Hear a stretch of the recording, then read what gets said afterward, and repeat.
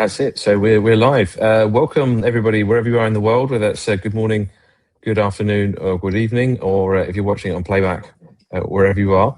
Today's LinkedIn Live is from screens to bookings: how entertainment drives travel demand. Thank you for tuning in. For decades, the travel industry has followed a relatively predictable path. Historically, people chose a destination and researched what they wanted to do when they got there. But over the last sort of few decades, things have begun to go in a much sort of less linear fashion.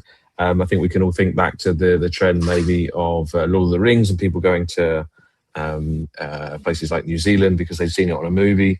Obviously, more recently, you've got Netflix, tours. I myself went to London the other week to see Rosalia, sporting events, TikTok.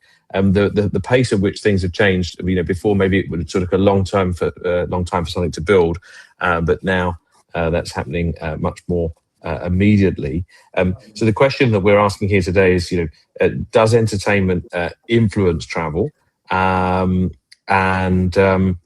Is culture and entertainment becoming one of the demand driving engines of travel?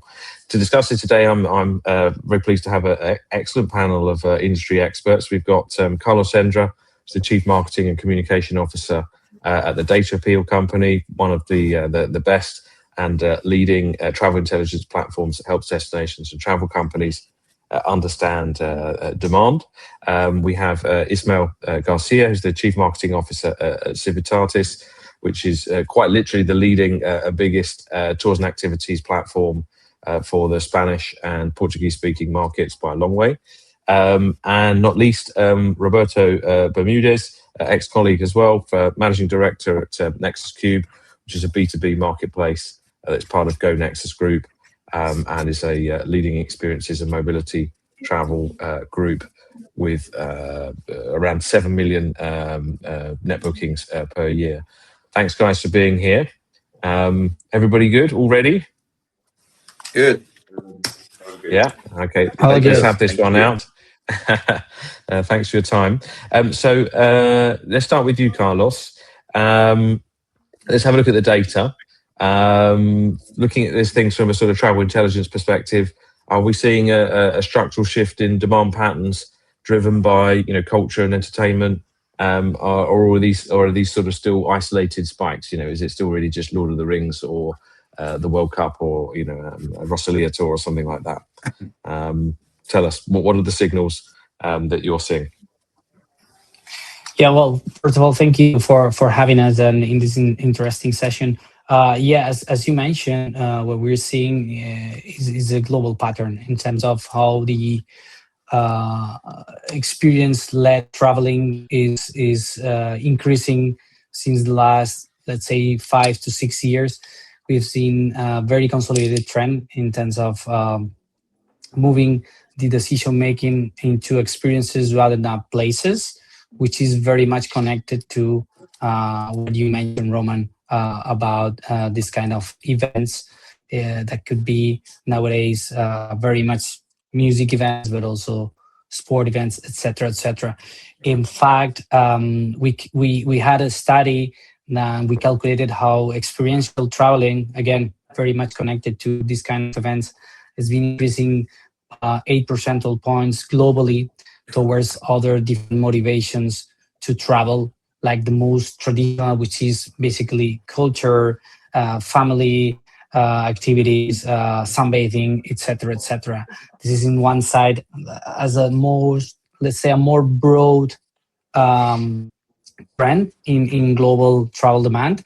But then going down into events trends and traveling for events, we did launch a study last year regarding how events were affecting the travel trends in all Europe in 2025. It was very interesting to see, apart from the increased number of events, which is very obvious, even the travel for that and the expenditure related to attending events and staying in that destinations after or before that event is driving an increase of 7% incomes or expenditure, more international expenditure in average in all the cities or destinations hosting these kind of events. So summarizing data says that this is a global trend, and this is something which is bringing value for the traveler, but also bringing value and incomes and extra incomes for destinations. That's interesting, and that's and this is something that the tourism boards and people you work with, they recognise this now, do they? Yes, and there are many destinations, and I can talk about specifically countries in Latin America where they are using events not only to attract international travelers, but even to retain domestic traveling.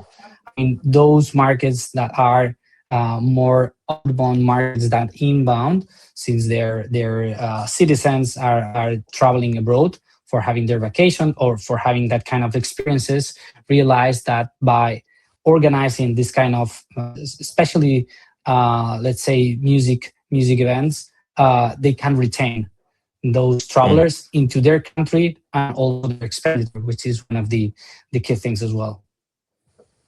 That's interesting to hear how they're leaning into that, not just sort of riding off it.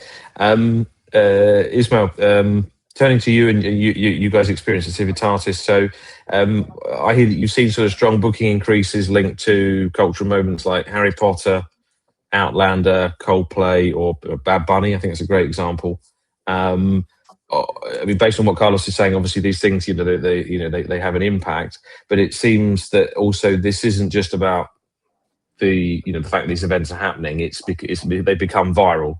And amplified by social media, fandom communities, that kind of stuff. Tell us about the role you're seeing of TikTok, Instagram, or I don't know, in other markets, this or social media channels people use in turning these events into driving immediate bookings. Yeah, sure. So, well, thanks for having us, having Civitatis in mind, and for the nice intro you did. You're welcome. I think there are like two angles in the question here. Is like, on one hand, you have social platforms, right? So you mentioned TikTok, Instagram, YouTube is going to do a big push in coming months.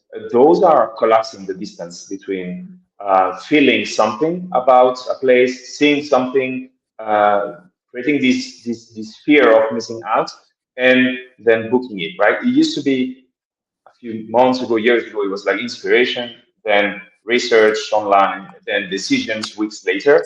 Now it's all collapsed, right? So now the content is the conversion trigger, and you see someone doing an activity, you see somebody enjoying the moment and really living their holidays through the activity, and then there's a path to a direct booking in that same scroll, right? And those platforms, especially TikTok.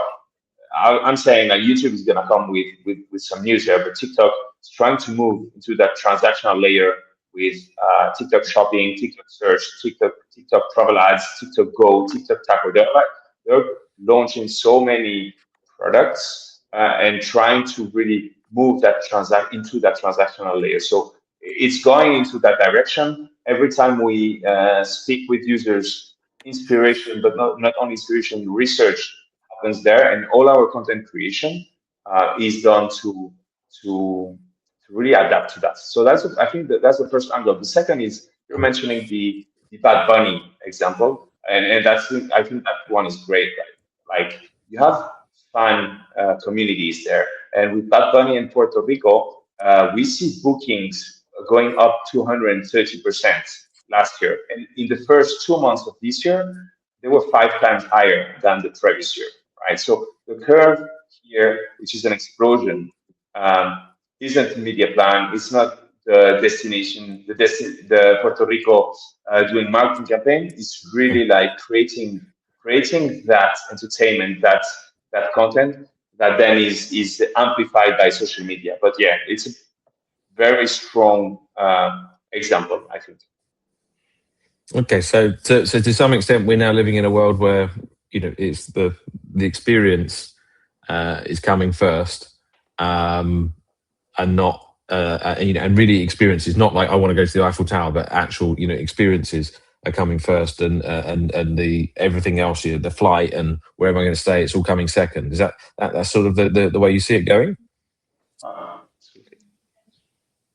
Yeah, absolutely. Like the old model was really like pick a destination, and you're looking at the Eiffel Tower, and then look for things to do in there, right? And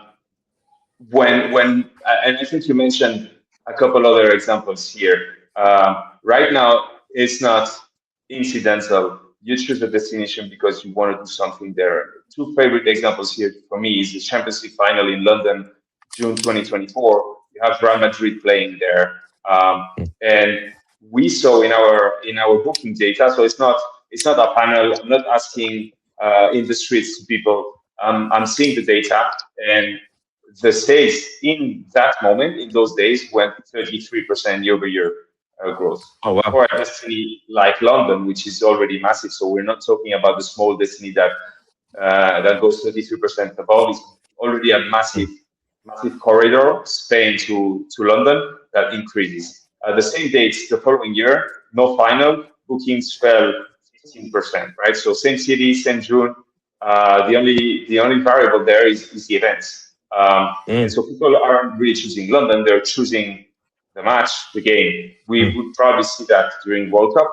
The other is Coldplay, and I experienced it myself. When we have Coldplay going on tour, we see Munich, Athens on show dates. You see those bookings go 100% year over year. So there's definitely that connection between music and travel and football travel, and I'm sure you already mentioned the Game of Thrones, Harry Potter, and all those entertainment examples. So that's interesting. Particularly in the case of the sports ones, that's very last minute, isn't it? Because you don't know whether your team's going to play in the final until I don't know. I'm not a football fan, mostly, but a month before or 3 weeks before or something. So you're talking about people really planning last minute. Obviously, a Coldplay concert is scheduled 6 months in advance or something. But the sporting events are very, very last minute, and I suppose that must change the way in which you market and sell these things. Roberto, coming to you. So I understand NexusCube, you guys have launched a sports and live events vertical. Is that right? Through a partnership with Ticket Network, which gives you access to a marketplace of around 150,000 live events. Tell us about that. How does it work? Why would you do that? Well, first of all, thank you very much for having me here and this fantastic interview with this panel and these panelists and colleagues. I think we are very glad and about the recent partnership we have agreed with Ticket Network here.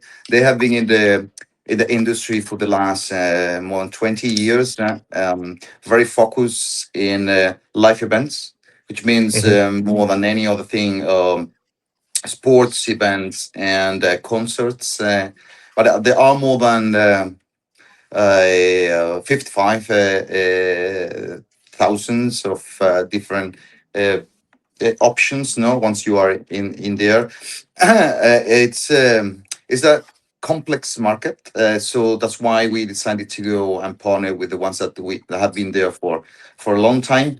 And and now what we are happy to provide to all our clients is the easy connection for them to access to those products, because this is one of the major, let's say, stopper or barrier, that technology is becoming crucial for everyone to access in an easy way. But still, the market is very fragmented. So someone who can somehow compile and put everything together in an inventory in an easy way for you to access is a good thing. And also including the way it is sold. All of us pretty aware that there are a lot of dependencies on the structure of the place where the event is going to take place. Talking about live events or sports. So it needs to be a sitting plan in there that allows the end consumer to choose somehow and understand why the differences in prices. No? And going back into the just a question that you already mentioned that I wanted just to introduce a few comments is this a trend? I can say you it's not, no, because the volume is huge, no. We are talking about trillions, no. Only Live Nation revenue 2025 was more than 25 billions, no? And if we move to sports, and the expected amount in revenue is going to be more than 2 trillions, no? So the volumes are huge, no? And the number of events that have been managed again by Live Nation is providing services to more than 159 millions, and this is growing, no? So we as NexusCube and providing this marketplace for experiences, for us is a must that we can offer those activities as well as part of our portfolio, no? I think I mean, it's interesting to hear how you're moving into that space. And I've got a question about that in a second, but I think the observation I would have is, so people, here in our discussion, we're talking about Coldplay, or we're talking about Champions League or whatever, but the next level down and the level below that, you've got lots of other sporting and local, events, food, this and that, I mean, I live in a village where every other week we have some kind of party going on, and it brings people in locally. And you think in the United States, sports, sports college sports are big business. College football teams get like 20, 30,000 people attending them and travel around. So it's a much bigger market than people maybe would think. The question I have for you, Roberto, is for Ismael and Civitatis, I know you guys have a sort of B2B element to your business, but you're mostly B2C. Carlos, you're advising, tourism boards. It's all about consumers. For you, Roberto, this is a B2B element. It's interesting to see a B2B company, because your customers are ultimately the industry. That's you got any sort of thoughts on that? How you guys why you want to do that? Well, why is because the opportunity is huge, and second is because our customers that we can have access today to more than 40 million and customers in general, and potential users of the platform through our clients. They require for to us to have access to those products and services, no? But there is a big difference. Now today, the platforms, the B2C platforms, are the ones that are more close to the demand and the data to provide those type of services, and they are growing a lot. So they account altogether like maybe 37% of the total of the market share of sales of this particular niche, no, the live events, no. But those in the B2B arena, they want to become part, but they cannot compete against the B2Cs, and they don't have those in the market that can provide as a middleman a technology providers or an expert in this area for them just to package, for instance. That this is something that is happening today. No, everyone as an end consumer, they need to build everything step by step, maybe moving from one platform to other. No? I'm pretty sure, in my experience, that what is going to become more and more relevant is providing solutions for groups. You don't go to a concert just by your own, no? Regular, or so you want to go with your family, your friends, and enjoy. No?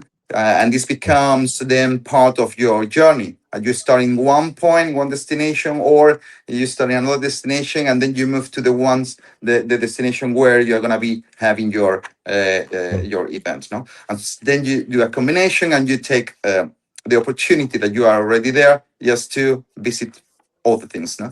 And the compound of the cost is also another thing that my colleague Carlos already mentioned. Now the cost of these trade shows is a bit higher than all other experiences in general. So the the people who are traveling focusing first in what is the event that they want to go for, they are willing to pay more.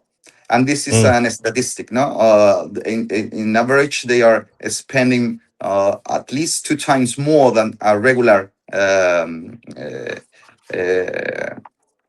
visitor, no? Let's say, no? Mm.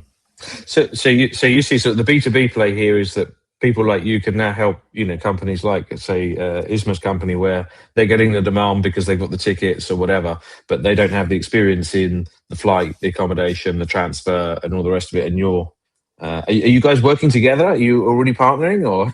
Well, Civitatis, yes, we are working together.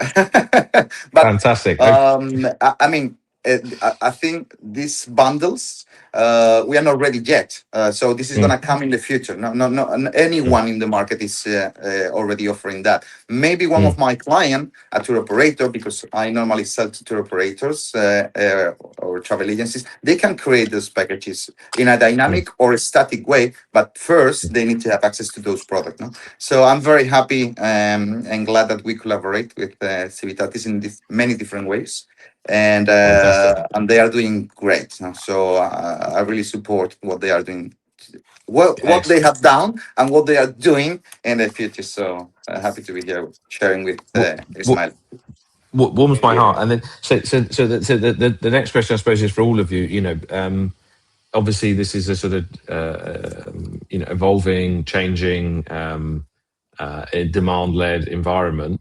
Who are the winners and losers here? Who's picking up? Who's doing well out of this? I mean, I guess Civitatis, I guess you guys are doing well out of this, and you're building a business around this. But who's capturing this demand, and what are they doing? Do you want to go first, Ismael? You have some thoughts on that? Sure. Well, I think who's capturing the demand first and foremost, and we're in a really changing world right now, and everything we see is the demand starts again, as I was saying earlier, social media and LLMs, right? So ChatGPTs and others are starting to come up as the number 2, number 3, number 4 place to go for people to inspire themselves.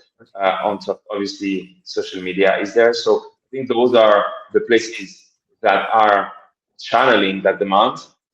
What we are seeing then is who really transacts on that demand is operators that create meaningful tours and that are really fast in understanding what is a trend and the speed of execution, right? So let's say, I know, K-pop in Korea goes massive.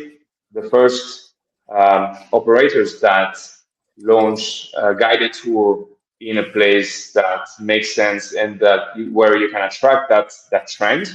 So that's where you make the difference. So really understanding the demand, understanding what cultural events, what entertainment, and what people are searching for on social media, and transforming that quickly into a product is key, I think. So that's where smaller operators can be really really fast and adapt to those changing curves, right? Like as I was saying, those trends come and go really fast and faster than ever. So that adaptation and that speed is crucial there. Okay, interesting. Carlos, how do you see it? Particularly, you're obviously the destination expert. Are they really leaning into and capturing this, or maybe you feel like they're losing the battle? Absolutely. Let me just use an example on what Ismael was mentioning before regarding Bad Bunny and Puerto Rico, and it's a good example because they presented today that they will be the sponsor destination for Future 2027, and I was with them yesterday in Madrid in a meeting, and they are keen to take advantage of all the positioning that Bad Bunny is doing in Madrid. He's done 10 concerts in a row during the last days in Madrid and 2 in Barcelona, so 12 in total in Spain in 12 days, which is, I mean, more within a month, which is amazing. Wow. All of them full booked. So they are tackling that opportunity in order to bring Puerto Rico top of mind of these Spanish travelers, but also all the European markets, since they know that they have a unique opportunity to bring to take demand and bring travelers to their country, right? Which is a huge opportunity. So you can imagine how far they can go in terms of collecting and taking the most of these music events or this artist. In this case, it's a unique artist. We all know this is a phenomenon, but it's a good example. But there is also something to be said regarding how destinations can also take profit of this kind of events, which is not that much said, but it's very important, which is bringing value to the residents, right? Whenever you organize these kind of events, you're also bringing value to I mean, you are attracting visitors, but also proposing something different to your residents, and that's something that destination managers are now realizing, which is very important to manage and to communicate. Since all of us are seeing, we have seen many destinations where they are starting having issues in terms of the feeling of residents towards tourism, the sentiment, etc. So that's also an important matter. And talking about figures, I mean, we can talk for hours regarding figures on how the destinations and obviously the private sector destinations, including the activity portals, are making a good business of all these. But we go down into analyzing what are the most interesting events for a specific destination, because even inside a music event, and we did also study last year very that I loved in Spain, because we compared the impact of Taylor Swift concert in Madrid versus an AC/DC concert in Seville in the same week, right? And the profile of the visitor you're attracting is very different. And in this case, the interesting point was the average age of the travelers going to one point or another. Obviously, Taylor Swift fans are much younger. AC/DC fans are much older. And what's best? I mean, that depends on what you're looking for. But in terms of spending, AC/DC fans were better than Taylor Swift fans, for example, right? So we can go down to this kind of analytics in order to help destination managers to decide where to put their efforts and their public resources, by the way, into attracting these kind of events. Interesting. Roberto, winners and losers, who's moving into this? Obviously, you see a B2B play here, but what are your thoughts on this topic? In fact, I already share my opinion. For me, of the platforms, OTAs, people like Civitatis that has a very strong B2C, or Get Your Guide, or Live Nation, or there are many in the market that they are really focused on those, or Ticketmaster, and so on, so on. Those are the guys that are leading the sales. Because of what I mentioned before, so it's like something normal that you buy then the tickets, and then you start to organize the rest of your trip now, and then you go to different places just to organize hotel, flights, and so on, so on, no? And still the growth is very high. Now I mentioned that the maybe total portion is more than 37% of the total, but the growth has been more than 11%, no, in the last 5 years. So they are getting more and more relevant in that. No? So in my point of view, today they are winning the battle of the volume in here, but it doesn't mean they're gonna be staying there in that position forever. No. So and I'm going back to what Ismael mentioned before, focusing in the AI and how people is looking today to try to find what they want and how to bundle everything. It's a nice to have for something that we need to go for. Huh? So and that race, B2B or B2C, it doesn't matter. No, we have an option there. No? obviously, this is like the direct channel, no? But becoming a B2B in the middle, you can scale, no? in a bigger and quicker way, no? So I see an option for us, very a strong one for the future. I think there is a piece of cake for everyone here, so no worries on that. And but also destinations, and let me just agree with my friend Carlos. Destinations are doing things for them just to capture this business as well, no? And they have mentioned some examples. I'm gonna take one of those. Taylor Swift's in Singapore concert. Singapore managed to bring that into the city, so the total volume of let's say travel spend there was more than 300 million Singapore dollars, no? So it's a lot of money for the destination, so they are willing to facilitate and help those to come. I'm very, very interesting what Carlos mentioned about having multiple performances in different places in the same country or into regional, no? That allows people just to travel and move in between. This is really a very clever move, and this is coming from agreements with the destination. So I agree they are having a relevant also role in acceding to this volume of business. Interesting. Okay. Just Thank sorry, you. Rob, just add on Roberto's intervention.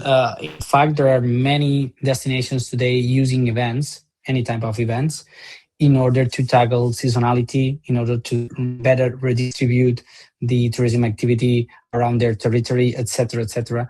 And back to what you said, Roman, is not about huge events. It's about, let's say, little or even small events that can drive the type of activity you are looking for some parts of the region you're managing. So this is not about moving hundreds of thousands of people, but sometimes with some hundreds, it's enough for just having that kind of deseasonalization and redistribution of the activity. Micro events, and I think the point you made earlier about sometimes this is about domestic travel as well. It's not all about getting people from the other side of the world, and the questions that raises about environmental impact and so on, but local tourism. Okay, thanks guys. Just one last question then before we wrap up. One word answers, one sentence answers. What are the big? What's the next big thing? Whether that's the next big concert, Emily in Paris, or whatever, social media platform. What if you had to bet on one thing that's going to really shift the dial in tourism states in the coming months or years? What do you think it's going to be? Do you want to go first, Ismael? We keep the same route. I think it's predictability and speed. So make sure you understand those trends fast and adapt your offering as a destination, as a provider, as an OTA. Understand where is the demand moving and move faster than that. Okay, predicting it. Yeah, some of these things can be predicted, can't they? You can see there's going to be football events and national holidays and stuff. Yeah, Carlos, what do you think? What's the one thing that people should be focusing on if they're going to pick anything? From the destination perspective, I'll bet for event intelligence, and this is about not only understanding the impact of the events you're organizing at your place are having, but also understanding and a competitive analysis on what are the most interesting events you should organize or invest in, right? And to get that, you need information about the events happening in other locations, in other countries. So you can know beforehand, before investing, again, pool your resources most of the times, what would be the expected return of investment of all that. So it's not just Taylor Swift good, smaller things bad. It's, you know, do the numbers, run the numbers, put it in a spreadsheet. Yeah, do the absolutely, math. Yeah. I think that's a sensible advice. Roberto, for you, what would be the one bit of advice or thing that you would bet on if you had to? You know, what are you seeing? Well, from our point of view, I'm focusing in the opportunities. I would say still the market is fragmented, so introducing better technology solutions, including AI, is a must. Focusing in groups and in VIPs in a bundle way, or options that allows them to organize from just one single stop shop. Let's say it's an opportunity there. And in our case, because we have many clients in the Americas in general, our focus in the next months are going to be obviously FIFA football, no, the World Cup. And I would like to send a message here now, because when you ask the market what is happening, and you ask the hotels, for instance, they were predicting like 13.1 million visitors in total. And if you ask today the hotels, 80% of them, they are sharing some numbers that are far below expectations. And why? I don't know if you have tried to check availability and rates, but rates are very, very high. Yeah? So it is a very, very expensive event. Maybe we should think about that. What can we do to support and influence in the demand? Interesting.